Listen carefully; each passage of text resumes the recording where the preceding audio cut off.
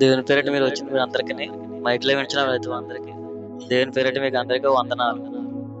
మొదటగా నా పేరు కంచర్ల సూర్యశేఖర కృష్ణమూర్తి. నేను మొదటగా నా కులం కావట్ల కులం చెందిన వ్యక్తిని. నేను ఎలా దేవుని నమ్ముకున్నానంటే పూర్తిగా ఆయనతో కుటుంబం చెందిన వ్యక్తిని. మా ఇంట్లో ఇప్పుడు పూజలు పునస్కారాలు చేసుకుంటూ అంటే ఈశ్వరు గురించి అసలు తెలియదు.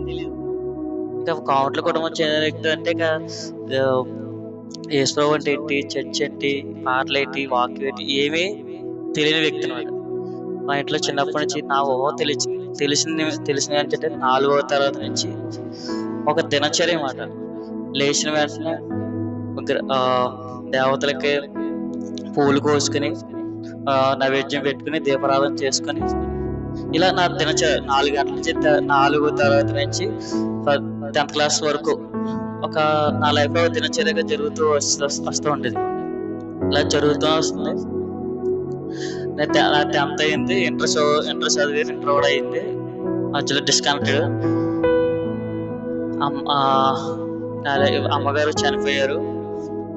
అంటే అమ్మగారు చనిపోయే వరకు నాకు అంటే విగ్రహారంతో చేసుకుంటూ వచ్చి అంటే దేవుడి గురించి ఇక సంపూర్ణంగా ఏమీ తెలియదు. ఇక అది నా సబ్జెక్ట్ కాదు అని అనే భావంతో అదితో నడుస్తూ వచ్చామన్నమాట. చిన్నప్పటి నుంచి ఒక విషయం నా మనసులో దేవుడు చెప్తూ వచ్చాడు. అంటే చెప్తున్న విషయం దేవుడని చెప్తున్నాడు, ఆ విషయం నాకు తెలీదు. ఈ విషయం చెప్తున్నాడు. ఈ విషయం అనేది జీవితంలో మీ తాతయ్య గారు చనిపోయిన తోటి జరగబోతుంది.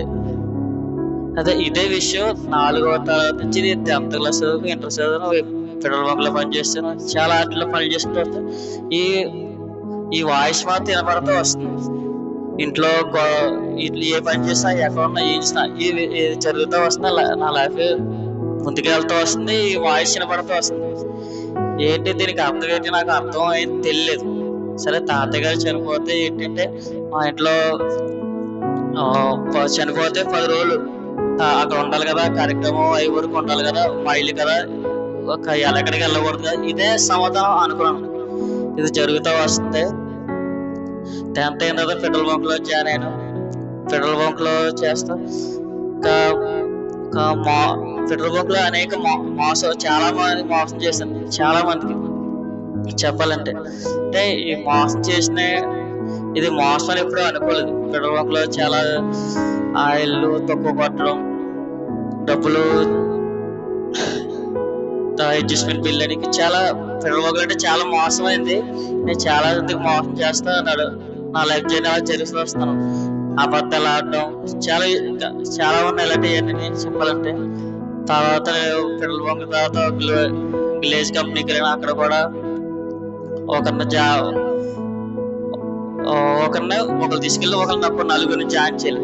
నేను వెళ్ళి 4 జాయిన్ చేస్తాను. అంటే అక్కడ ఉద్యోగం ఏమీ లేదు, ఉద్యోగం అని చెప్పి కంపెనీ అని చెప్పేసి తీసుకెళ్ళి 16 కట్టించుకోవడం, ఆడి ద్వారా 4 జాయిన్ చేయడం.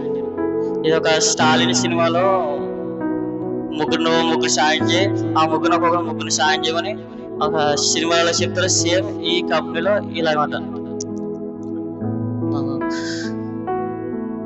అలాగా నేను 4 జాయిన్ చేశాను కదా, 4తో కూడా అలాగా ఒక్కొక్కరు 4 అలాగే నా టీం నా ఒక్కరి నుంచి 500 మంది దాకా జాయిన్ చేసినట్టు.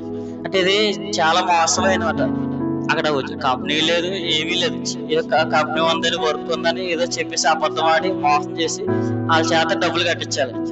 అలాగే నా ఒక్కటి చేత నేను కట్టి నా చేత 4 కట్టించి ఆ 4 చేత 500 మంది దాకా కట్టించింది. ఆ కంపెనీలో అలా జరుగుతూ వచ్చింది చాలా మంది. అంటే ఇది మోసం ఎప్పుడు ఇది కూడా అనుకోలేదు అసలు. ఇది వ్యాపారం కదా. ఇదే పెట్రోల్ బంక్ లో కూడా సేమ్ ఇది కూడా నాది వ్యాపారం కదా, ఇది మోసం చేస్తానని ఎప్పుడు నా జీవితంలో ఎప్పుడు అనుకోలేదు. చాలా నేను డీజిల్ కొట్టినప్పుడు ఫస్ట్ ఒక ఆటో వస్తుంది. ఆటో కొడుతూ 100 కొడుతుంది. అది గన్న కట్టకుండా ఆఫ్ చేసి వెనకాల ఒక ట్రాక్టర్ కానీ ఒక పెద్ద వెహికల్ అన్ని మాటల్లో పెట్టి ఈ 200 కొట్టిందని కంటిన్యూ చేసి కొట్టేదన్నమాట. ఈ 200 మనకు రావాలంటే ఆయన మాటలో పెట్టాలి, ఆయన మీటర్ చూడకుండా చెయ్యాలి. అలాగా చాలా మంది మాట నేను అలా మాటల్లో పెట్టి చాలా మంది మోసం చేశాను. లారీ వాళ్ళకి ఏంటి, కార్లు ఏంటి, ఆటోలు ఏంటి, ప్రతి ఇంకా పెట్రోల్ బంకులు చాలా. డ్యూటీ దిగితే న్యాయంగా చేస్తే 100-150 వస్తుంది. కానీ నేను డ్యూటీ దిగినడుగు 2000, 2500 ఆగి వచ్చింది. ఇది చాలా అంటే చాలా మోసమైన అన్యాయం చేసి సంపాదించడం. ఈ సంపాదన నేను నిలవలేదు, కానీ ఇది ఎప్పుడు మోసం ఎప్పుడు అనుకోలేదు. నెల జీతం చూస్తే 8000, కానీ డ్యూటీ చేసినప్పుడు డ్యూటీ దిగినట్టుగా 2000-3000 వస్తాయి. ఈ నెలకే జీతం ఎప్పుడు పట్టించుకోలేదు. తర్వాత ఒక అతనికి క్యాష్ ఇస్తాము, కమ్మి నమ్మకం. అతని దగ్గర కూడా అంటే నా దగ్గర ఉన్న గుమస్తాం అంట, అదేదో మాడుకుంటా బయటికి వెళ్ళిపోయాడు. క్యాష్ తీసుకున్నాడు, మళ్ళీ అతను నాకు మళ్ళీ చేతికి ఇచ్చేసాడు 8000. అతను ఫోన్ మాడి వచ్చిన తర్వాత క్యాష్ ఇచ్చినాము అనుకుని మా జమ్మకొచ్చే లిస్ట్ ఉంటుంది, ఆ లిస్ట్ లో రాసిన పేరు 8000 ఇచ్చావు కదా అన్నాడు. అవునా నేను అంతే, నేను ఇవ్వలేదు, చేయలేదు. నా దగ్గర 8000 నొక్కేసాను. ఇలాగా అతని దగ్గర 2 సార్లు నొక్కాను. తర్వాత బయట కస్టమర్ల చేత కొన్ని 100,000 మంది దగ్గర ఉంటారు. అంటే మీకు సింపుల్ గా ఏదో ఒకరికి ఇద్దరికైనా చెప్తున్నాను, కానీ కొన్ని 100 మంది దగ్గర అలాగా మోసం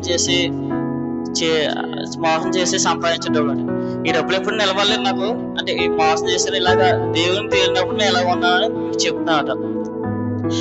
ఇక ఇంట్లో పరంగా అయితే ఇంట్లో వాళ్ళకి ఇలా మోసం చేస్తానంటే ఏం తెలియదు. ఏమి ఇంట్లో వాళ్ళకి ఏంటి, పొద్దున్న లేసావా, నువ్వు లేచిన వాటిని నా దినచర్య అంటే అలాగా దేవతలకి నువ్వు నైవేద్యం పెట్టు చేసు, ఇదే చూస్తున్నారు అంతే. ఎక్కడికి వెళ్తున్నావు అంటే డ్యూటీకి వెళ్తున్నావు, వస్తున్నావు, అయిపోయింది అంతే. ఏం చేస్తున్నావు ఇప్పుడు ఏం పట్టించుకోలేదు. ఫ్రెండ్స్ తో తిరిగింది. ఇంకెందుకంటే కౌంట్ కూడా మంచి ఉంది వ్యక్తులు కాబట్టి అంత మోసం అని చేయం కదా అంతలా అనుకున్నాడు. ఇంట్లో తెలియదు కదా ఏం చేస్తున్నావు అంటే, బయటకు వెళ్తేనే ఈ పూజలు పునస్కారాలు చేసుకుంటూ, ఈ వ్రతాలు చేసుకుంటూ ఇదే లైఫ్. అంటే మామూలుగా నీకు చనిపోతే ఏమవుతావు అని కూడా అది తెలీదు, తర్వాత ఏమవుతాయో తెలియదు. చేసుకున్నా హ్యాపీగా. ఒకటే తెలుసు, మంచి చేస్తే స్వర్గానికి వెళ్తావు. ఇది ఒకటే అమ్మమ్మ చెప్పింది, మంచి చేస్తే స్వర్గానికి వెళ్తావు అని. చెడు చేస్తే ఎక్కడికి వెళ్తాను కూడా నేను అడగలేదు, చెప్పలేదు కూడా. మంచి చేస్తే స్వర్గానికి వెళ్తాం. నేను మంచి చేస్తాను అనుకున్నాను తప్ప నా జీవితం సరే వెనక్కి తీసుకుంటే మొత్తం అన్ని మోసాలే, దొంగతనాలే, అబద్ధాలే ఇవి ఉన్నాయి. ఇప్పుడు మంచి చేస్తున్నాను అంటే నేను మంచి చేస్తున్నాను కదా, 100% మంచి అనిపించుకుంటున్నాను కదా, ఇదో చూసాను తప్ప నేను నా జీవితం వెనకాల ఏం చేస్తానో ఎలా ఉన్నానో ఇది ఇప్పుడు ఆలోచించుకోలేదు.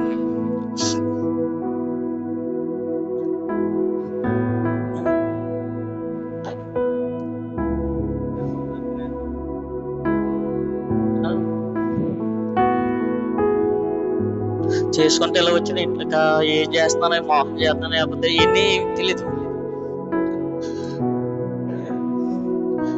ఎప్పుడైతే దేవుని ఎరగలేదు కదా, ఇక నా లైఫ్ జర్నీ ఇలాగా ఫ్రెండ్స్ తో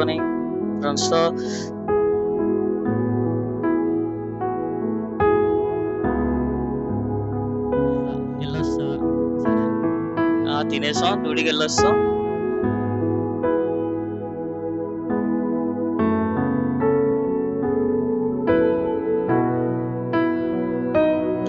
ఇప్పుడు అనలేదు కాబట్టి మన లైఫ్ జర్నీ ఇలా జరుగుతూ వస్తుంది. అంటే దేవుడిని బాగుంటుంది, అప్పటికి ఇంకా రాలేదు నాకు. అంటే కౌంట్లు కూడా మంచి చెందిన వ్యక్తులు కాబట్టి మా కౌంట్లు ఎవరో దేవుని నమ్మకం ఎవరు కనిపిస్తారు నాకైతే. ఇటు ఫంక్షన్లు, ఎన్ని ఫంక్షన్లు అని, లేకపోతే పూజలని, వ్రతాలని, మా చుట్టాలందరూ వ్రతాలు చేసుకుంటారు. సత్యనారాయణ వ్రతం అని చాలా వ్రతాలు ఉంటాయి, వ్రతాలు చేసుకుంటారు. 20 సంబరాలు చేస్తారు. ఇంకా పూజలతో కొన్ని చాలా ఉంటాయి. వీటికి వెళ్ళినప్పుడు అందరూ చుట్టాలందరూ కలుస్తాం కదా, నెలకు ఒకసారి ఏదో ఫంక్షన్ జరుగుతుంటది. ఎప్పుడు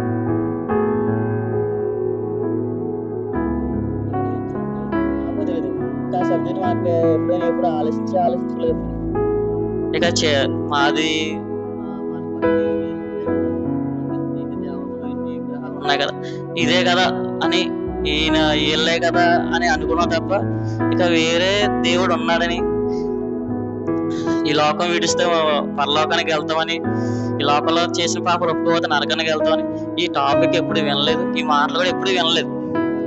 ఎందుకంటే హైందవ కుటుంబం వ్యక్తిని కాబట్టి ఇక అందరూ కౌంట్లమే. ఎక్కడికి వెళ్ళినా అందరూ ఫంక్షన్లు కూడా అందరూ కౌంట్లు వస్తారు, ఇతర క్యాస్ట్ ఎవరు రారు.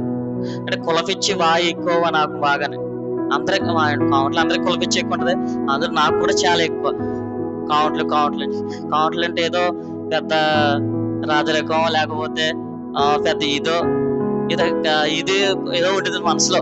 కౌంట్లు మనం ఏదో బ్రాహ్మణులు, రాజులు, రెడ్లు, కౌంట్లు ఈ 4 క్యాస్ట్ ఒక పరంగా చూసుకుంటారు. అంటే కొంచెం ఆ ఉన్నవాళ్ళని లేకపోతే వీళ్ళకి కొంచెం గౌరవం ఇవ్వాలని ఎక్కడికి వెళ్ళినా గౌరవం ఇచ్చారు.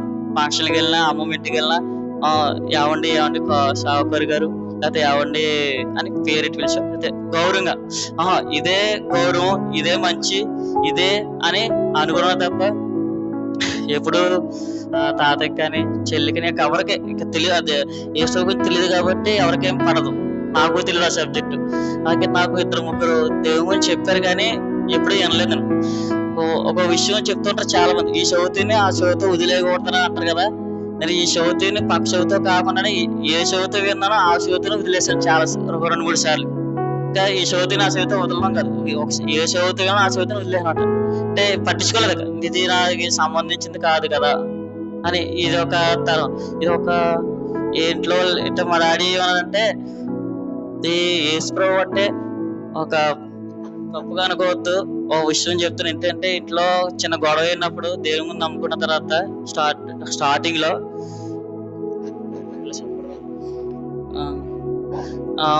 తక్కువ కులం చెందిన వ్యక్తులు మాత్రమే నమ్ముకోవాలి.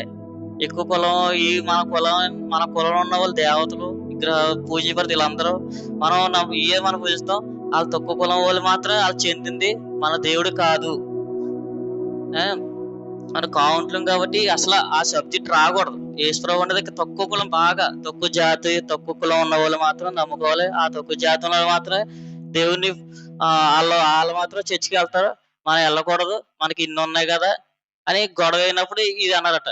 ఇలాగే నువ్వు వాళ్ళతో పాటు చర్చికి వెళ్తాను, నమ్ముకుంటానంటే నువ్వు ఆ ఇంట్లో ఉండొద్దు, బయటకు వెళ్ళిపో అని గట్టిగా చెప్పడం జరిగింది. ఆ రోజు స్టార్టింగ్ నాకు ఏం చెప్పాలో సమయం రాలేదు.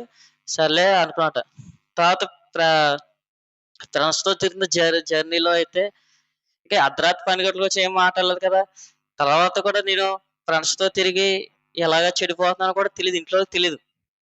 అంటే సరదాగా తిరుగుతున్నాడు వస్తున్నాను అనుకున్నారు తప్ప ఇంట్లో నేను ఎక్కడికి వెళ్తున్నానో ఏం చేస్తున్నానో అంటే ఏమీ తెలియదు. అర్ధరాత్రి 12 గంటలకు వస్తున్నాను, 11 గంటలకు వచ్చినా మాటలు. నా లైఫ్ లో కూడా మందు అనే సబ్జెక్ట్ కూడా వస్తుంది నాలో. అంటే మందు తాగు తాగుతున్నట్టు వీళ్ళకి దీనివల్ల ఏం ప్రయోజనం వస్తుంది, తాగడం వల్ల ఏంటి, దీని ప్రయోజనం ఏమి ఉండదు కదా అనుకున్న వ్యక్తి నేనే. నా ఫ్రెండ్స్ తో తిరిగి నేను బీర్ తాగడం స్టార్ట్ చేశాను. ఫస్ట్ స్టార్టింగ్ బ్రేజర్ డ్రింక్ అని చెప్పేసి బ్రేజర్ ఇచ్చారు. అది డ్రింకే. బీర్ తాగే ముందు బ్రేజర్ తాగుతారంట, అది మనకు తెలియదు. అది తాగిచ్చారు, సరే తాగాం. తర్వాత దాంతో బీర్ స్టార్ట్ చేశారు ఫ్రెండ్స్ పెట్రోల్ బంక్లోని. తర్వాత రోడ్డు మీద రామచంద్రపల్లి రూట్ లో లక్ష్మీనరసాపురం రోడ్డు మీద ముగ్గురు ఫ్రెండ్స్ ఎక్కడికి వెళ్ళినా ఫ్రెండ్స్ తో సరదాగా బయటకు వెళ్తాం. ఆ ఫ్రెండ్సే నన్ను బీరు తాగలే చేశారు. 4-5 సార్లు చెప్పండి, ఒక 5-6 సార్లు తాగుంటాను. ఈ బీరు తాగడం ఇంకా అది తాగడం వల్ల ఇదే తప్పు కాదు కదా, పర్లేదు ఏమవుతుంది కదా అనుకున్నా తప్ప అయ్యో ఇది మందని తెలుసు కానీ ఇది ఫ్రెండ్స్ తో తాగమన్నారు కదా బలవంతం చేశారు కానీ తాగేసింది. అది తాగితే మన ప్రయోజనం నాకేం అనిపించలేదు. తాగితే ఏదో కుంకుడి రసం తాగినట్టు అనిపించింది అంతే. ఇదేముంది, ఇదేం బాగుంది, ఇదే తాగేస్తున్నారు ఎట్రా నాకు అర్థం లేదు. సరే ఇంకా ఫ్రెండ్స్ తో తిరిగితే అంతేక అలాగే చెడిపోయాను నేను. బీరు తాగేసాను. ఇక తిరిగితే వాళ్ళతో ఇక చెడిపోదును. ఈ మధ్యలోనే దేవుడు నన్ను పట్టుకున్నాడు. దేవుడు పట్టుకుని నా ఫ్రెండ్ నా క్లాస్మేట్ మహేష్ అని చెప్పేసి 10th క్లాస్ లో ఫ్రెండ్, తను చర్చికి వెళ్తాడు. నేను దేవుని పూర్తిగా నమ్ముకోలేదు, మామూలు దేవుని తెలుసుకున్నాను అంతే, నమ్ముకోలేదు సరిగ్గానే. అంటే దేవుని సంపూర్ణంగా తెలియదు కదా, ఏదో చర్చికి వెళ్ళాలేమో అని ఇంటి వెనకాల చర్చి మాట. అక్కడ కూడా వెళ్ళడానికి కూడా దేవుడే ద్వారం తెలిసాడు.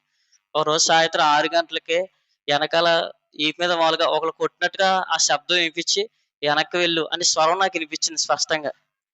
వెనక్కి వెళ్ళమని స్వరం వినిపిస్తా వెనక్కి వెళ్తే వెనకేదో చిన్నప్పటి నుంచి కొన్ని వేల వందల సార్లు వెనక ఈదిలో తిరిగినవాడిని. ప్రతి మా ఊళ్ళో ఇక చాలా ఇల్లు ఎక్కడ గడప ఉండదు, అంతలా చిల్లర తిరిగి అనమాట. వెనక్కి వెళ్ళంటే ఏటి స్వరం వెనక్కి వెళ్ళి వినపడుతుంది అని చెప్తే వెనక్కి వెళ్తే ఓ 2 ఇల్లు దాటి ఎదరికెళ్ళమని, ఒక ఇల్లు దగ్గర ఆగమని, ఆ స్వరం వినిపించింది క్లారిటీగా.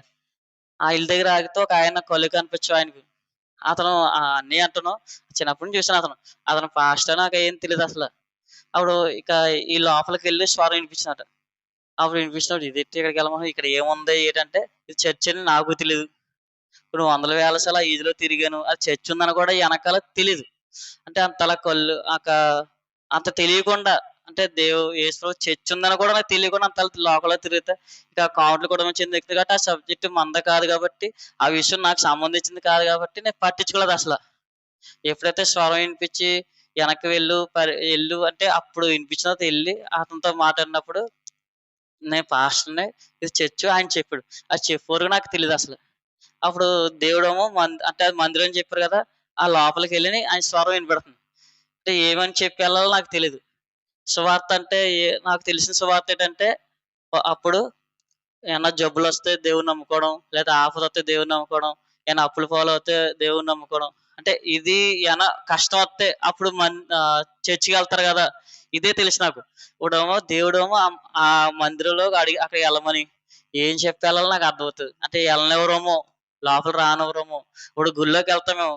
గుడిలోకెళ్ళాలంటే కాళ్ళు కడుక్కొని, మధ్య బట్టలేసుకొని, స్నానం చేసి మధ్య బట్టలేసుకొని ఆహ్, చే అది కొబ్బరికాయో, అరటిపళ్ళో ఏదో ఒకటి ఉండాలి చేతిలో. అయి పట్టుకొని కాళ్ళు కడుక్కొని గుడిలోకెళ్తాం. అది ఏం చెప్పక్కర్లేదు. ఆళ్ళకి అరటిపళ్ళు, కొబ్బరి అట్టుగా హారతి పట్టుకెళ్తాం కాబట్టి, పూజారి ఉంటారు కాబట్టి, మా తరపున మంత్రాలు చదివి ఇయన్నీ చేస్తారు. చర్చికెళ్ళాలి. ఈ సబ్జెక్ట్ తెలియని సబ్జెక్ట్. తెలియని పరిస్థితి. అంటే దీని గురించి తెలీదు నాకు పూర్తిగా. ఎలాగెళ్ళాలో, ఏం చేయాలో నాకు తెలీదు. అంటే ఈ స్వరం వినబడుతుంది ఎళ్ళమని. ఎళ్ళమన్నప్పుడు ఏదో ప్రాబ్లమ్ చెప్పాలయితే. అంటే మనకు తెలిసిన సువార్త ఇదే కాబట్టి, ఇంట్లో ఏదో చిన్న ప్రాబ్లమ్. అంటే అది నాకు ప్రాబ్లమే కాదు. అది నాకు పట్టించుకోలేదు అసల. ఏదో చిన్న ప్రాబ్లమ్ చెప్పాలని చెప్పేసి, మా డ్యాడీ గురించి ఏదో చిన్న ప్రాబ్లమ్ అని చెప్పేసి, ఆ ప్రాబ్లమ్ చెప్పి, ఆయనతో మాట్లాడి ఆ స్థలంలో అడిగి ఎట్టాలని చెప్పేసి, దేవుడు చిన్న ప్రాబ్లమ్ చెప్పాను. ఆ! ఈ ప్రాబ్లమ్ ఏమి అవ్వదమ్మా, తగ్గిపోద్ది, ఏముండదు. నా మనసులో అనుకున్నాను. నాకు ఇది ప్రాబ్లమే కాదు, తగ్గకపోయినా పర్లేదు అది అనుకోలేదు నేను. స్వరం వినిపిస్తుంది లోపలికెళ్ళాలి అని, ఆ స్వరం బట్టి చెయ్యాలని చెప్పేసి నేనెళ్ళాను. అప్పుడు, అప్పుడు దేవుని గురించి చెప్పాడు. యేసుప్రభు గురించి ఏదో 2 ముక్కలు చెప్పాడాయన. నాకేం అర్థం అవ్వలేదు. అప్పటి నుంచి మందిరానికి వెళ్ళడం ఇటు ఎనకాలే కాబట్టి స్టార్ట్ చేశానన్నమాట. అది ఎళ్తున్నాను గానీ, ఎళ్తున్నాను, వత్తన్నాను అంతే. అక్కడ ఏం చెప్తున్నారో మనకేం తెలీదసల. ఎళ్తున్నాను, ఎప్పుడైతే ఈ చర్చికెళ్ళడం స్టార్ట్ చేయడం ఇంట్లో వాళ్ళు చూసారో, అప్పటి నుంచే స్టార్ట్ అయిపోయినాయి గొడవలు. అంటే ఫ్రెండ్స్‌తో తిరిగినప్పుడు ఏమనలేదు. మందు తాగినప్పుడు ఏమనలేదు. అర్ధరాత్రి 12 గంటలకొచ్చినప్పుడు ఏమనలేదు. ఎలా పడితే అలా తిరిగినప్పుడు ఏమనలేదు. ఆళ్ళకేంటి డ్యూటీకెళ్తున్నాం, వస్తున్నాం, నెల జీతం ఇత్తన్నాం. ఆహ్, డ్యూటీ అయిపోయింది వచ్చేసాం. ఇక హ్యాపీగా తిరిగి వచ్చేసాం అంతే. అంటే ఇది గుళ్ళోకెళ్తున్నాం. పొద్దున్న లెగ్గానే ఈ దినచర్య చేస్తున్నాం. ఇయన్నీ చూస్తున్నారిక. ఇయి చేస్తున్నాను గదా! అంతే. పర్లేదు మనోడు బానే ఉన్నాడు. పర్లేదనుకున్నా. నేను ఆఫ్ జేయడం స్టార్ట్ జేశాను. ఈ పూ పొద్దున్న లేసి దీపారాధన ఎట్టడం, నైవేద్యం పెట్టడం, ఇయన్నీ చేయడం స్టార్ట్ జేశాను. ఎప్పుడైతే స్టాప్ చేస్తున్నానో అప్పుడు నన్ను గమనించానమాట. ఇదేంటి లెగుతున్నాడు, లేతే ఏం ఏం చేత్తదేంటి అని గమనించి, ఆదివారం ఆదివారం చర్చికెళ్తారు. ఆదివారం వస్తే చర్చికెళ్ళడం స్టార్ట్ చేయడు. ఇదేంటి ఈడు కొత్తగా చర్చికెళ్తున్నాడని చెప్పేసి. అప్పటి నుంచి గొడవలు పెట్టడం. అప్పటి నుంచి ఆహ్, రావు ఎటు ఆళ్ళ దగ్గరికెళ్తున్నావేంటి? ఆళ్ళు తక్కువ కులస్తులు. ఆళ్ళ దగ్గరికెళ్ళడం ఏంటి? మన దగ్గర మనకి ఇన్నున్నాయి, అయ్యున్నాయి. నువ్వు అలా ఎళ్ళకూడదు. ఇంకా చాలా గొడవలయిపోయినాయి చెప్పాలంటే. నానమ్మ చాలా ఆటంకపరిచేది. మా డ్యాడీ ఆటంకపరిచాడు. ఇంకా ప్రతిరోజు గొడవలేక. అంటే ఫ్రెండ్స్‌తో తిరిగినప్పుడు ఏమనలేదు. ఎక్కడికెళ్ళినా ఏమనలేదు. ఏ ఊరెళ్ళినా ఏమనలేదు. ఎలా పడితే అలా తిరిగినప్పుడు ఏమనలేదు. ఇంకా చర్చికెళ్తే మాత్రం ఇంకా ఎన్ని గొడవలయినాయి అంటే నా జీవితంలో చాలా గొడవలయినాయి. అంటే యెషోవా గురించి నాకేం తెలీదు.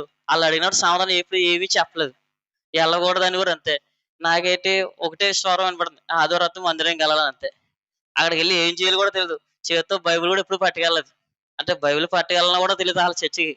ఎళ్ళాలని అంటే ఈ స్వరం వినపడుతుంది ఎళ్ళాలని. ఎళ్తున్నాను అంతే. ఈ బైబిల్ పట్టుకెళ్ళాలి, బైబిల్ చదవాలి, వాక్యం చదువుకోవాలి. ప్రతి ఆదివారం ఆహ్, వాక్యం చదవాలి, పాటలు పాడాలి. అది ఏమీ తెలీదు. ఎళ్తున్నాను, వస్తున్నాను అంతే. అంటే ఇంట్లో వాళ్ళు తెలిస్తే పట్టుకెళ్ళనివ్వరు, ఎళ్ళనివ్వరు. ఇంటి ఎనకాలే కాబట్టి దొంగలా ఎళ్లి దొంగలా వచ్చేవారనమాట. ఆళ్ళు తెలిస్తే గొడవ పెడుతున్నారు. తెలిస్తే ఎళ్తదని చెప్పేసి. ఇలా ఎళ్తా వస్తున్నాను. ఇంకా డ్యాడీ మళ్ళీ సెకండ్ మ్యారేజ్ చేసుకోవడం స్టార్ట్ ఈ అమ్మగారు చనిపోయారు. డాడీ మళ్ళీ సెకండ్ మ్యారేజ్. నాకు ఫస్ట్ అయితే చెల్లి, తర్వాత డాడీ సెకండ్ మ్యారేజ్ చేసినప్పుడు ఒక చిన్న చెల్లి పుట్టింది. మళ్ళీ పిన్ని. అంతే ఆళ్ళతో మనకు గొడవలు ఏమి ఉండేవి కాదు. గొడవలున్నా ఎప్పుడేం పట్టించుకోలేదు. డ్యూటీకి వెళ్తున్నామా, వస్తున్నామా, తినేసామా, పడుకున్నామా, వెళ్ళిపోయామా అంతే. ఫ్రెండ్స్‌తో తిరిగామా ఇయ్యే ఉండేవి. ఆళ్ళేం చెప్పినా మనకి అంటే ఆళ్ళేమనుకున్నా గొడవలేమి అనిపించదు. అంటే ఇంట్లో గొడవలేదంటే మీరు సీరియల్‌లో చూసుంటరు. ఇది ప్రతిరోజు ఇదొక టాపిక్ కింద. సెకండ్ మ్యారేజ్ అవుతే ఇంట్లో ఒక కథ. సీరియల్‌లో కథలు జరుగుతాయి కదా! ఆ సీరియల్‌లో ఎలా జరుగుద్దో సేమ్ ఇంట్లోనే అలాగే జరిగేది. అంటే ఇదేంట్రా సేమ్ సీరియల్ మా ఇంట్లో ఇలా ఉందిరా ఏంట్రా అనుకున్నాను తప్ప ఏం పట్టించుకునేది కాదు. ఎందుకంటే మగవాడిని కాబట్టి బయటికెళ్ళిపోతాను హ్యాపీగా డ్యూటీకెళ్ళి వచ్చేత్తను. ఆ గొడవ ఏమి ఉండేది కాదు. ఎప్పుడైతే ఈళ్ళకి కూడా దేవుడిని చర్చికెళ్ళడం స్టార్ట్ చర్చికెళ్తేనే గొడవలయిపోయాయి. ఎళ్ళొద్దు, చెయ్యొద్దు అని ఓసారి ఊళ్ళో చర్చికెళ్తానని చెప్పేసి, ఊళ్ళో తిడతానని చెప్పేసి 2 ఊర్లు దాటి ఎళ్ళాను. 2 ఊర్లు దాటి ఎళ్తే ఆ చర్చ్‌లో ఉన్న పాస్టర్ పేరే నాకు తెలీదు. కానీ ఫస్ట్ టైమ్ ఎళ్ళాను. ఆ చర్చ్‌లో ఉన్న పాస్టర్ గారికి ఫోనొచ్చింది. నువ్వు చర్చ్‌కొచ్చావు కదా బాబు ఈ ఊరు నుంచి. మీ డాడీ మీ ఊర్లో కర్ర పట్టుకొని ప్రతి చర్చ్ తిరుగుతున్నాడంట. నువ్వు అర్జెంట్‌గా మా చర్చ్ నుంచి ఎళ్ళిపో బాబు. ఇక్కడికొస్తే గొడవెడెత్తడం మీ బావ అని చెప్తే, ఇది ఎవరు చెప్పార్రా? ఇది అసలు నాకు ఈయన పేరు తెలీదు. ఇలా చెప్పారేంటి అంటే, సరే నేను ఇక నోరు మూసుకొని మామూలుగా నేను ఇంటికెళ్ళిపోయాను. బండేసుకొని. ఇంకా ఎళ్ళిపోయి అప్పుడే గొడవయిందన్నమాట ఇంట్లో. పెద్ద గొడవయితుందట ఇక. ఇదేంట్రా నీకు ఎన్ని సార్లు చెప్పాలి మన కాన్వెంట్‌లో మనం ఎళ్ళకూడదు. నీకు బుద్ధి రావట్లేదా? నీకు మైండ్ పని చేత్తలేదా? ఏటి మన కాన్వెంట్‌లో కుటుంబానికి చెందిన వ్యక్తులమాట కాన్వెంట్‌లం కాబట్టి మన పూజలు, పునస్కారాలు, ఈ దేవాలయాలు, ఈ గుడిలోకెళ్ళడం శనివారం గుడిలోకెళ్ళాలి. ప్రతిరోజు దీపారాధన పెట్టాలి. నైవేద్యం పెట్టాలి. పూలు కోసి ఇయన్నీ చేయాలి. ప్రతిరోజు స్నానం చేసి ఇయన్నీ చేయాలి. ఇయ్యే మనకు సంబంధించి ఈ తక్కువ జాతికి సంబంధించి ఇయన్నీ ఆళ్ళకి చెందవలసింది. మనకు చెందవలసింది కాదు. ప్రతి శనివారం ఇంట్లోళ్ళందరూ ఆళ్ళు మంగళ స్నానం చేసి అందరూ దండం పెట్టుకొని అందరూ దండం పెట్టిన తర్వాత టిఫిన్ చేయాలి మా ఇంట్లో. ప్రతి శనివారం ఇయన్నీ అయినప్పటికి నేను టిఫిన్ చేసేసరికి 11 అయిపోయేది. అప్పటికి చదువుకుంటున్నాం కదా! అప్పుడు 11, 12 అయిపోయేది ఒక్కోసారయితే. అంటే అంత ఖచ్చితంగా ఉండాలమాట. శనివారం వచ్చేటప్పటికి ఇంట్లో అందరూ చెయ్యాలి. అందరూ దండం పెట్టుకున్న తర్వాతే టిఫిన్ చేయాలి. ఇంకా గుళ్ళోకెళ్ళడం అందరూ గుళ్ళోకెళ్ళి రావాలి. ప్రతిరోజు ఎందుకంటే ఇది ఎంతనే కౌంట్లింగ్ కాబట్టి ఇది పాటించాలిక. ఇయన్నీ చెయ్యాలి. పాటించాలి. పాటించకపోతే ఊరుకోరు. ఇయన్నీ చేయకపోతే ఇక ఇంట్లోళ్ళు ఊరుకునేవారు కాదు. చెయ్యాలి. అప్పుడు మనకేం అనిపించేది కాదు. చేసుకుంటూ వచ్చాంలే. ఎప్పుడైతే దేవుడిని తెలుసుకున్నాం అప్పుడే ఇయన్నీ చేయకూడదు. ఇయన్నీ అప్పుడే తెలిసింది ఇయన్నీని. అప్పుడే గొడవలు పెట్టడం స్టార్ట్ ఇంకా కౌంట్లింగ్ కాబట్టి ఇక మొత్తం చాలా గొడవలయిపోయాయి. ఎళ్ళొద్దని చాలా ఆటంకపరిచేవారు. చెప్పాలంటే ఒక రోజు సరిపోదేమో అన్ని గొడవలయిపోయాయి నిజంగానే. దేవుని తెలుసుకోలేనప్పుడు సమాధానం చెప్పడం నాకు తెలిసేది కాదు. ఎప్పుడైతే సంపూర్ణంగా మా ఫ్రెండ్ అని చెప్పాను కదా! మహేష్ అని. తన ఫ్రెండ్ మా అన్నయ్య తన ద్వారా మహేష్ ఆళ్ళ ఫ్రెండు. తన ద్వారా నాకు దానిని నంబర్ ఇచ్చారు నాకు. తనే నాకు చేయడు ఫోన్ చేసి. ఇలాగా వాక్యం చెప్పి దేవుని గురించి స్టార్టింగ్ అంటే దేవుడిని నమ్ముకోవడం తెలుసు తప్ప బ్రదర్ ఫోన్ చేశారు. ఆ బ్రదర్ నాకు ఫోన్ చేసి ఇలాగా మీ ఫ్రెండ్ నంబర్ ఇచ్చారు. ఇలాగ మీరు దేవుడిని నమ్ముకున్నారు, దేవుని తెలుసుకున్నారంట కదా! అని చెప్తే, అవునండి నేను తెలుసుకున్నాను. అంటే పూర్తిగా తెలీదు నమ్ముకుంటున్నాను తప్ప నాకు పూర్తిగా ఏం తెలీదండి అన్నాను. అప్పుడు స్పష్టంగా దేవుని గురించి అప్పుడే పరలోక రాజ్యం గురించి, నరకం గురించి అప్పుడే తెలిసిన స్టార్టింగ్. అప్పటి వరకు యేసురావు అంటే యేసురావే. చర్చికి వెళ్తున్నావా? ఎళ్ళొచ్చావా? అయిపోయింది. అంతే. ఆదివారం చర్చికి వెళ్ళాలా అయిపోయింది సబ్జెక్ట్. తే అంతేనేమో అనుకున్నాను తప్ప ఇంకేం తెలీదు. పూర్తిగా వాకింగ్ అని ఏం తెలీదు.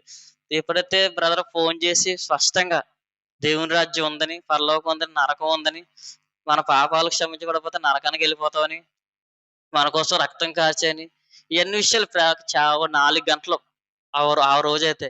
అలా 4 గంటలు అంతా చెప్పినాడికి అప్పుడు స్పష్టంగా దేవుని గురించి తెలిసింది. యేసుప్రభు దేవుని గురించి. అలా ప్రతిరోజు ఒక 10 రోజులు అర్ధరాత్రి నా కిరాణా కొట్టు ఉండేది మా చెల్లాళ్ళదే. కొట్టు క కొట్టు కట్టేసి 10 గంటలకే ఫోన్ మాట్లాడటం స్టార్ట్ చేసేవాళ్ళమాట. రాత్రి 10 గంటలకే. షాపు 10:30 అవుద్ది కట్టినోడికి. భోంచేసి కరెక్ట్‌గా ఫోన్ అప్పుడు స్టార్ట్ చేసాం. 10 గంటలకి స్టార్ట్ చేస్తే టైం తెలిసేది కాదు. ఏదో ఒక అరగంట మాట్లాడినామో, ఒక గంట మాట్లాడినామో అనుకునేవాడిని గానీ 2, 1 గంట, 3, 2:30 కూడా 3 లోపల అయిపోయేది. అంటే అంత టైం అయిందని కూడా తెలియదు అసలు. ఒక అరగంట మాట్లాడుతున్నామో అనుకున్నాను. కానీ ఇయన్నీ ఇలా దేవుని గురించి తెలుసుకుంటున్నాను. అంటే స్టార్టింగ్‌లో నాకసల కానీ యేసుప్రభు దేవుడున్నాడని, యేసుప్రభు దేవుడని, మన కోసం నా కోసం రక్తం కార్చాడని, నా కొరకు పరలోక రాజ్యం ఈ నరకం ఉందని, ఈ యేసుప్రభు గురించి అస్సలు నాకు తెలీదు. పేరు కూడా తెలీదు నాకు. ఎందుకంటే ఈ పేరు ఎందుకు తెలీదంటే, తల్లి, తండ్రి నేర్పించిందేటంటే, విగ్రహారాధన చేయడం, గుడిలోకెళ్ళడం, దేవతలకి ఆహ్, గ దేవ కా పూజలు చేసుకోవడం, ఇయ్యే చెప్పారు తప్ప ఇంకో వేరే సబ్జెక్ట్ అంటే యేసుప్రభు గురించి కానీ, చర్చ్ గురించి కానీ ఎప్పుడు ఏం చెప్పలేదు. ఆళ్ళు చెప్తే తెలుసును. బయట తిరిగినప్పుడు కూడా మా ఫ్రెండ్స్ అందరూ హిందువులే. నాకు క్రైస్తవ ఫ్రెండ్స్ ఎవరు లేరు. బంధువులందరూ హిందువులే. ఫ్రెండ్సు హిందువులే. ఇక యేసు గురించి నాకు తెలుసుకోవడానికి ఏమి ఉండదు. ఎప్పుడు టీవీలో కూడా ఎప్పుడు వినలేదు. ఎప్పుడు సినిమాలు, షికారులు, పాటలు ఇయ్యే తప్ప కామెడీలు తప్ప ఎప్పుడు యేసుప్రభు గురించి వినడం కానీ, ఆయన గురించి చెప్తున్న వాళ్ళ దగ్గర వినడం కానీ, వెళ్ళడం కానీ ఎప్పుడు ఏం జరగలేదు నా లైఫ్‌లో. ఇంత తెలియని వ్యక్తిని అంటే యేసుప్రభు దేవుడు ఉన్నాడని కూడా తెలీదు నాకు. అంత అంత ఇంతలా ఉన్నాడంటే ఇక ఆ కుటుంబం అటువంటిది. ఇంకా అంటే కావుంట్లు అంటే ఇంతలా ఉంటారు. ఇంతలా ఉండేవాళ్ళనమాట చెప్పాలంటే. ఆ సబ్జెక్ట్ మనది కాదు కాబట్టి ఇక ఎలాగో చేసుకుంటూ వచ్చేవాడినమాట. ఎప్పుడైతే దేవుడిని తెలుసుకున్నానో అప్పుడు తెలిసింది. అప్పుడు నా జీవితం అంతా తిరగేసుకుంటే, అయ్యబాబోయ్! నేను ఎలా చనిపోతాను, నరకానికి వెళ్ళిపోతాను గ్యారంటీ అయితేని. నేను చేసిన పాపాలేంటి, నేను చేసిన దుర్మార్గాలేంటి, నేను చేసిన మోసాలేంటి, నేను చేసిన అబద్ధాలేంటి, ఇంకా చాలా ఉన్నాయి. ఇయన్నీ ఇయన్నీ ఉన్నాయి. నా ఆత్మకైనా ఇక నాలో మొత్తం ఈ ఆత్మకు నిండిపోయినయి ఇయన్నీ చెప్పాలంటే. నాలో నా ఆత్మకి. ఇన్ని చేస్తున్నాను ఇన్నే తెలియకుండా నేను ఎన్ని చేశాను కానీ నాకు తెలీదు. బ్రదర్ నాకు చెప్పకపోతే ఏమీ తెలీదు. నేను చేసింది మంచే గదా అనుకుంటున్నాను అంతే. పెట్రోల్ బంక్‌లో చేసిన మోసాలు ఎప్పుడూ మోసం అనుకోలేదు. గ్లేజ్ కంపెనీ తీసుకెళ్ళి నా ద్వారా 500 మంది దాకా జాయిన్ అది నేను మోసం అనుకోలేదు. నేను అబద్ధాలేంటి ఫ్రెండ్స్‌తో బూతు మాటలు ఆ మాటలేని రోజు లేదు చెప్పాలంటే. ఎప్పుడు బూతు మాటలు ఆడుతున్నానని ఎప్పుడు అనుకోలేదు ఏమీని. ఏ చాడీలు చెప్పడం లేతే చాలా పాప సంబంధించినవి చాలా ఉన్నాయి. ఇయన్నీ నేనిప్పుడు పాపమని గాని, ఈ ఈ పాప లోకంలో ఇలా మాడుకొని ఇలా ఉంటే చనిపోతే నరకానికెళ్ళిపోతాం ఇలాంటివి ఎప్పుడు ఏం తెలీదు. ఇంకా దేవుని గురించి తెలిసిన తర్వాత బ్రదర్ నాకు చెప్పిన తర్వాత ఇయన్నీ తెలిసినియి. అప్పటి వరకు నాకేమీ తెలీదు. ఇలా గొడవ అవుతున్నప్పుడు ఓ రోజు ఇక దేవుని తెలుసుకున్న ఇలా నువ్వు చర్చికెళ్తున్నావు కదా! నా ఇంట్లో ఉండొద్దు అని మా డాడీ ఇలా ఒకసారి చెప్పారు. ఓ రోజు పెద్ద గొడవయింది. దేవుడు చిన్నప్పటి నుంచి ఒక విషయం చెప్తూ వస్తాడు కదా! ఆ విషయం నా జీవితంలో నెరవేరే ఒక టైమొచ్చింది. ఎందుకంటే ఆ విషయం కొన్ని లక్షల సార్లు వినపడింది నాకు వాయిస్ అది. నువ్వు పడుకున్నా, కూర్చున్నా ఆహ్, ఏం చేసినా స్నానం చేసినా, లేతే డ్యూటీకెళ్ళినా, ఫ్రెండ్స్‌తో తిరిగినా, ఏం చేసినా ఈ స్వరం వినబడుతుంది. ఆ స్వరానికి అర్థం నేనే చెప్పుండేవాడిని. ఆ స్వరానికి అర్థం నాకు తెలీదు. అంటే ఆ స్వరం దేవుడిదని కూడా తెలీదు. ఏదో వినబడుతుంది కదా! అంటే మనసులో చాలా విషయాలు వినపడతాయి. అలాగే నాకు వినపడుతుంది కదా! కానీ చాలా సార్లు వినపడింది. ఆ స్వరానికే దేవుడు అది నెరవేరే టైమొచ్చింది. కరెక్ట్‌గా తాతయ్య గారు చనిపోయారు. చనిపోయినప్పుడు కరెక్ట్‌గా ఇంట్లో పెద్ద గొడవ అయిపోయింది. అది కూడా చర్చికెళ్తున్నానని గొడవ. తాతయ్య చనిపోతే బాధలు ఉంటాయి. ఈళ్ళేంట్రా గొడవేంట్రా సరే ఈళ్ళకి సమాధానం చెప్పావు గాని ఆళ్ళకి అర్థం అవ్వలేదు. నువ్వు ఇలాగ ఉంటే మా ఇంట్లో ఉండొద్దు. నువ్వెప్పుడు బయటికెళ్ళిపో. అర్జెంట్‌గా మాకు అవసరం లేదు. నువ్వెళ్ళిపో. అప్పుడే గొడవయ్యి, అప్పుడే బయటకొచ్చాను. అప్పుడే దేవుడు తీసుకొస్తాడు బయటికి. ఏ వాక్యం ద్వారా తీసుకొచ్చాడు దేవుడు. ఆ వాక్యం అంటే ఇక ఏం తెలీదు. ఒక వాక్యం ద్వారా దేవుడు తీసుకొచ్చాడు. ఆదికాండం 12:1 ప్రకారం దేవుడు నన్ను తీసుకొచ్చాడు. యెహోవా నీవు లేచి నీ దేశం నుండి, నీ బంధువుల యొద్ద నుండి, నీ తండ్రి ఇంటి నుండి నేను నీకు చూపించే దేశంలోకెళ్ళుము. నేను దేవుడిని నమ్ముకుని ఇప్పుడు 5 సంవత్సరాలు దాటింది. అంటే దేవుడిని నమ్ముకున్న తర్వాత తెలిసింది. ఈ వాక్యం ఏంటి? ఈ వాక్యానికి అర్థం ఏంటి? అబ్రాహాముకి ఒక వాగ్దానం ఇస్తాడు. ఈ వాగ్దానం ఇస్తాడు. తన దేశం దాటి వెళ్ళిపోమంటాడు. అదే వాగ్దానం ద్వారా నన్ను మా ఇంటి నుంచి ఆ ఊరు నుంచి, ఆ బంధువుల ఇంటి నుంచి, స్నేహితుల దగ్గర నుంచి అందరి నుంచి వదిలిపెట్టి వచ్చామన్నాడు దేవుడు. అలాగే ఇంట్లో గొడవయింది. ఆ గొడవైనప్పుడు వాళ్ళ ఇంట్లో బయటికెళ్ళిపోమన్నారు. దేవుడు వాక్యం ఇచ్చాడు. ఆ వాక్యం ద్వారా దేవుడు తీసుకొచ్చాడు.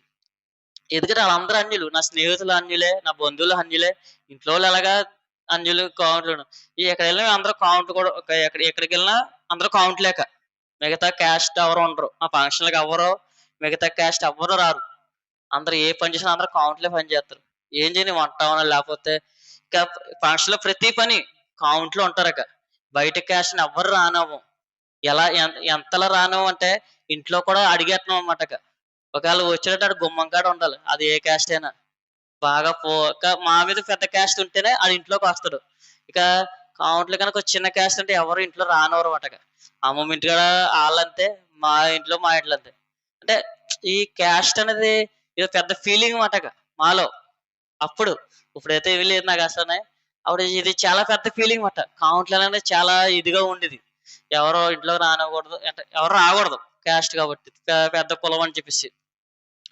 ఇలా జరుగుతూ వస్తుంది. ఎప్పుడైతే దేవుడు బయటకి తీసుకొస్తారు కదా! నేను కూడా అర్ధరాత్రి 12 గంటలకు వచ్చాను బయటికి.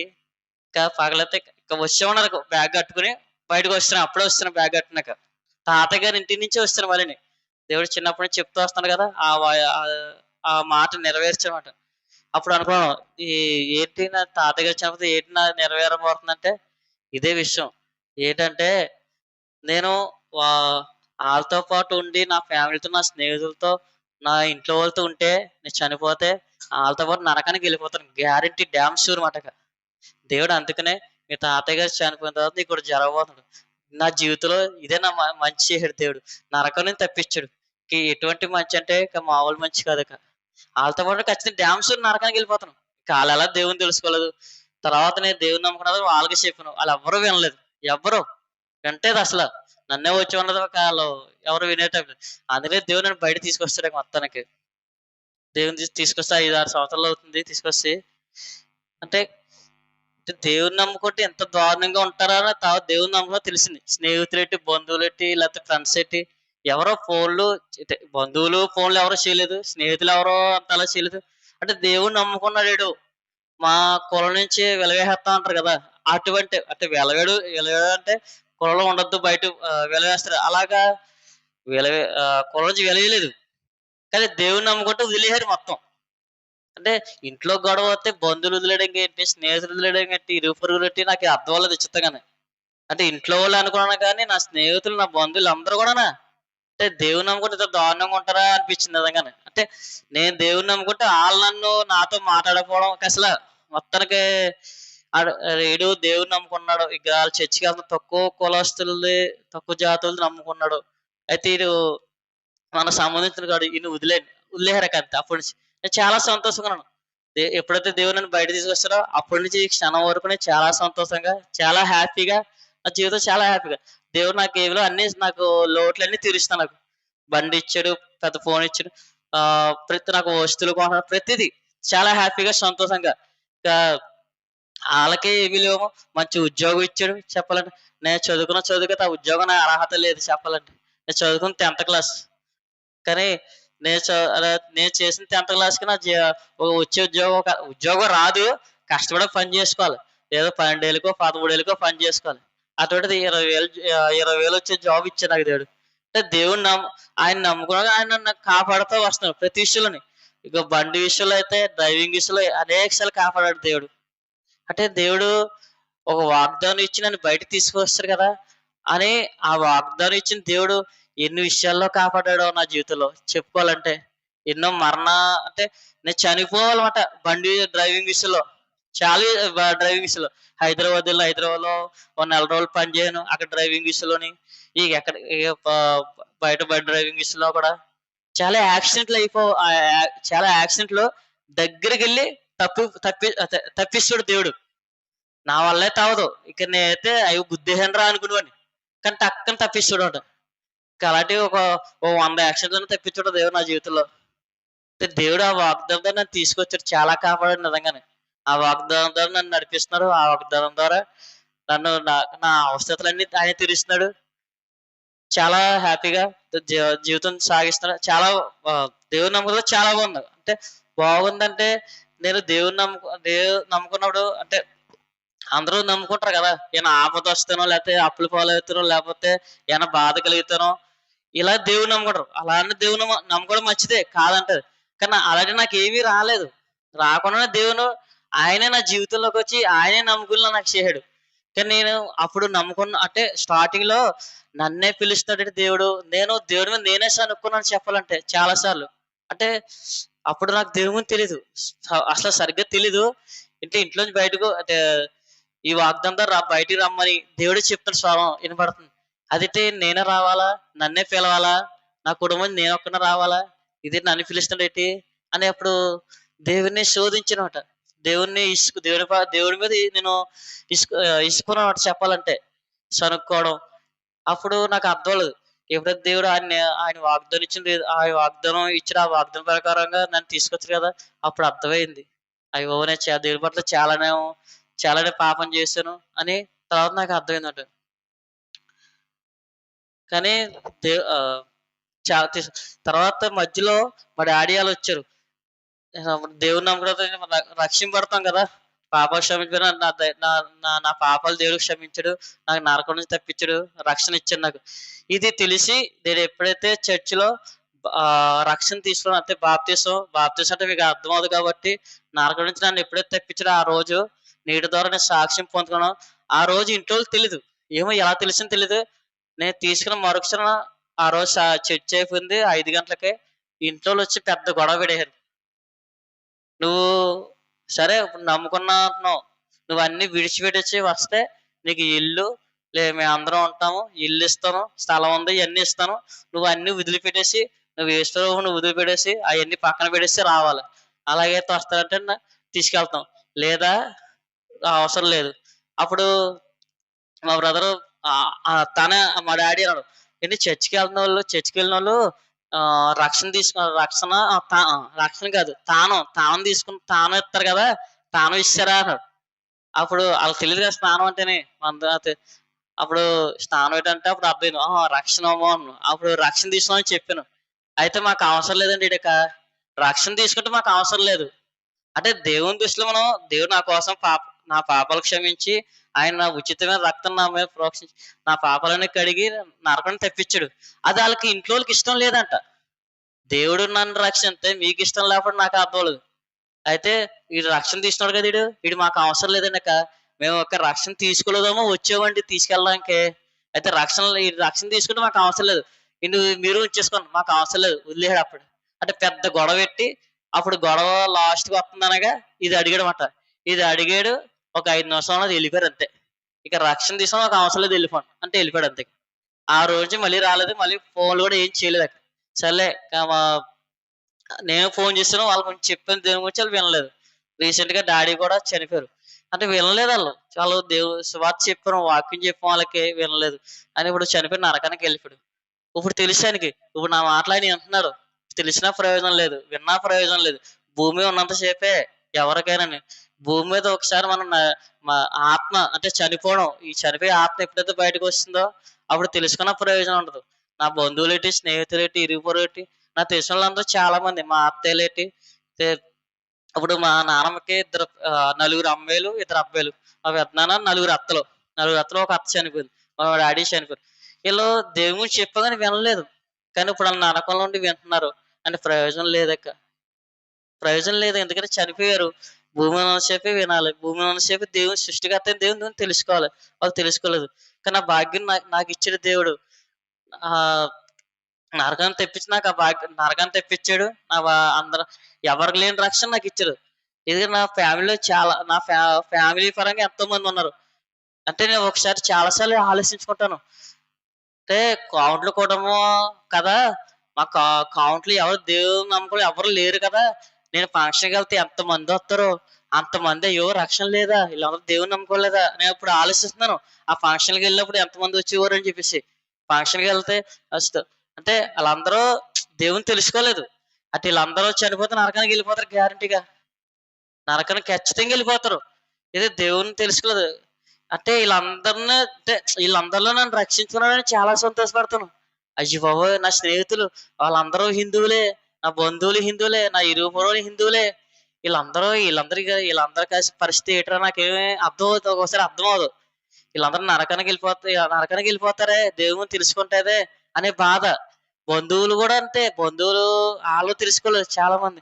ఏంటని చాలాసార్లు అనుకుంటాను, దేవుడు బాబోయ్ నన్ను రక్షించడు బాబోయ్, నన్ను నా నా పాపాలను కడిగి ఆయన రక్తంలో నన్ను కడిగి విమోచించి నరకాన్ని తెప్పించాడు, చాలా సంతోషపడతాను. కానీ నాకు వచ్చిన సంతోషం, నాకు వచ్చిన ఆనందం వాళ్ళకి లేదని బాధ. నా బంధువులకు కానీ, స్నేహితులు కానీ, ఇరుగు పొరుగు, ఫ్యామిలీ మెంబర్స్ కానీ ఎవరికి లేదు. చెప్తే వింటలేదు. మాకు సంబంధం లేదు, మాకు అవసరం లేదు, మాకు ఇన్ని ఉన్నాయి, ఫోన్లో మాట్లాడు, ఈ విషయాలు ఇయ్యి, మాకు చాలా ఉన్నాయి, మాకు దేవతలు ఉన్న వాళ్ళు ఎంతో మంది ఉన్నారు, మాకు మీరు నమ్ముకున్న వారికి మీరు అట్టుపండు అట్టగలరు, ఆ కొబ్బరికాయ పట్టగలరు, అగరొత్తులు పెట్టరు, దీపారాధన చేయరు, ఏమీ చేయరు, మీరు ఏం చేయకుండా ఇలాంటి ఏమీ లేకుండా దేవుడేటి, మాకు ఎంతమంది ఉన్నారు, మేము వారానికి ఒకసారి గుళ్ళోకి వెళ్తాం, ఈ పూజలు చేసుకుంటాం, తెల్లవారుజామున లేసి ఇలా చేస్తాం, అవి చేస్తాం, నోములు, వ్రతాలు, పూజలు, నైవేద్యాలు ఇవన్నీ చేస్తాం, మీరు ఏమీ చేయరు, ఆదివారం ఒక రోజే వెళ్తారు. వాళ్ళకి తెలియదు దేవుని గురించి. అంటే ఈ అరటిపళ్ళు, కొబ్బరికాయ కొడితేనే, లేకపోతే అరటిపళ్ళు వస్తేనే, లేకపోతే దీపారాధన పెడితేనే, పూలు పెడితేనే, అంటే నేను చేశాను కాబట్టి మీకు చెప్తాను ఇవన్నీ. ఈ గుళ్ళోకి వెళ్ళాడు కొబ్బరికాయ పట్టుకెళ్ళాలి, లేకపోతే ఆ అరటిపళ్ళు పట్టుకెళ్ళాలి. ఈ చేతనే మనల్ని చూస్తాడు దేవుడు, ఈ చేతనే మనల్ని స్వర్గాన్ని తీసుకెళ్తాడా అంటే స్వర్గం అనుకోలేదు. అప్పుడు ఏమనుకున్నాం అంటే నేను చేసింది అంతా మంచిదే కదా, స్వర్గానికి వెళ్ళిపోతాం అనుకున్నాడు అంతే. అంతా పాపాలు, మోసాలు, దొంగతనాలు ఇవి ఉన్నాయి నా జీవితంలో. అంటే ఎప్పుడు థాట్ ఎప్పుడు రాలేదు. అంటే గుళ్ళోకి వెళ్తున్నావు కదా, పొద్దున్న నైవేద్యం పెడుతున్నావు కదా, పొద్దున్న లేచి ఆరాధిస్తున్నావు కదా, అయితే దీపారాధన పెడుతున్నావు, నైవేద్యం పెడుతున్నావు, ఇవన్నీ చేస్తున్నాను కదా, పర్లేదు, ఆ రోజంతా చాలా హ్యాపీగా ఉంటది, గొడవ ఉండదు. ఈ ఈ మామూలు చేసేస్తున్నాను అంటే ఇవన్నీ చేస్తున్నాను కదా, వారం కోసం గుళ్ళోకి వెళ్తున్నాను కదా, ఈ సరిపోద్ది భక్తి, ఇదే కదా భక్తి అనుకునేవాడు అనమాట. కానీ ఆ భక్తి మనం మోక్షానికి ఎప్పుడు తీసుకెళ్తాం. ఆ మోక్షానికి వెళ్ళాలంటే ఆ భక్తి ఆ భక్తి సరైనది కాదు. సరైన భక్తి మోక్షానికి వెళ్ళాలంటే సృష్టించిన సృష్టికర్త దగ్గరికి వెళ్ళాలి తప్ప, సృష్టింపన్ని ఈ వాటి దగ్గరికి వెళ్తే మన మోక్షాన్ని తీసుకెళ్ళాం. అప్పుడు నాకు తెలియక ఇవన్నీ చేశాను నేను. వారం ఒకసారి గుళ్ళోకి వెళ్ళువని, ఈ మామూలు ఇంట్లో పూజలు ఇవన్నీ వ్రతం ఇవన్నీ మామూలే. ఇవే మోక్షాన్ని తీసుకెళ్తాయి, ఇవే మనల్ని స్వర్గం తీసుకెళ్తాయి, ఇదే అనుకున్నాను తప్ప అప్పుడు నరకం సబ్జెక్ట్ కానీ తెలీదు. ఎప్పుడైతే దేవుని తెలుసుకున్నానో ఇప్పుడు తెలిసింది ఆ భక్తి వ్యర్థమైనది. ఏ గుళ్ళోకి అరటిపళ్ళు ఎట్టుకెళ్ళడం, కొబ్బరికాయ పెట్టగలను, అది ఆ భక్తి మనల్ని మోక్షాన్ని తీసుకెళ్తాం. మోక్షాన్ని తీసుకెళ్ళాలంటే దేవుడు సృష్టికర్త నన్ను సృష్టించింది, నా కోసం శ్రమ పడ్డది, నా కోసం రక్తం కార్చింది, నా కోసం 2 చేతులకి 2 కాళ్ళకి మేకులు కూర్చోబడి పక్కలో బల్లి కూర్చొని నా కొరకు నేను చేసిన తలకి ముళ్ళుగడ్డ పెట్టించుకుని ఇన్ని శ్రమలు పడి ఆయన రక్తం కార్చాడు.